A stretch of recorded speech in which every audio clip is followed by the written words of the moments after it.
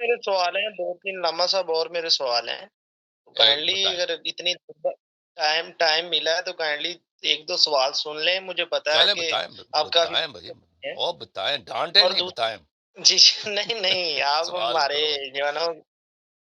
ڈانٹے کم محترم سوال کرو جی جی بولیں جی دوسرا میرا سوال ہے جو امامت کا کنسپٹ ہے ہوں، امامت کا تو اس کے اندر 12 امام ہیں تو کیا ان کی آگے اولاد نہیں تھی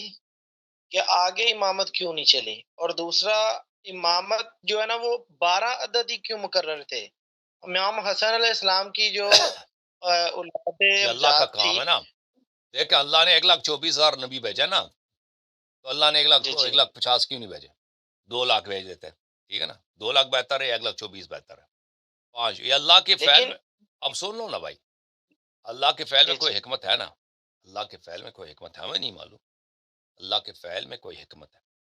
ٹھیک ہے نا وہ اس طرح نہیں ہے کہ ہر کسی کو امامت ملنی چاہیے امام حسن علیہ السلام کے بہت سارے اولاد ہیں امام حسین علیہ السلام کے نسل تو بہت زیادہ ہے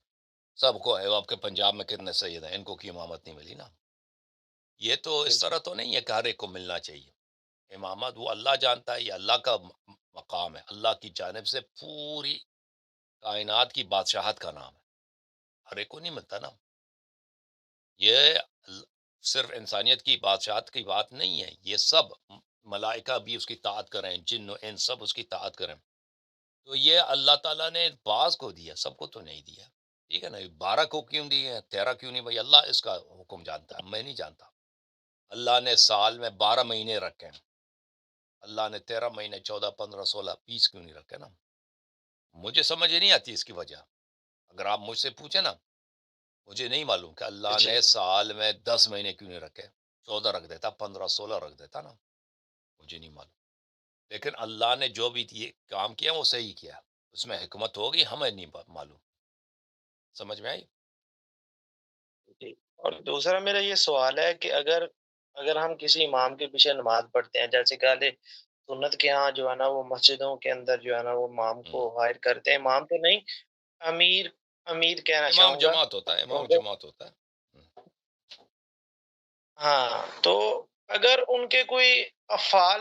ہماری نظروں سے گزرے ہوں یعنی کہ ان کا کوئی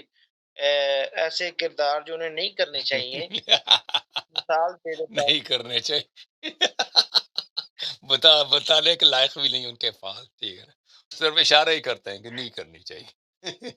اشارہ کرتے ہوں میں مثال اشارہ ہی دینے کرتے لگا ہیں تھا لیکن میں رک گیا بس میں رک گیا ہوں ہاں تو کیا ان کے پیچھے نماز پڑھنا اور جائز ہے ہماری نماز نماز دیکھیں نماز اہل بیت علیہ السلام کے مذہب میں یہ ہے کہ آپ اس شخص کے پیچھے نماز پڑھ سکتے ہیں جو اس کی دیانت پہ آپ کو پورا اعتماد ہے ٹھیک ہے نا دیانت پہ پورا اعتماد ہے یعنی اس کے عقائد صحیح ہیں اس کے اعمال بھی صحیح ہیں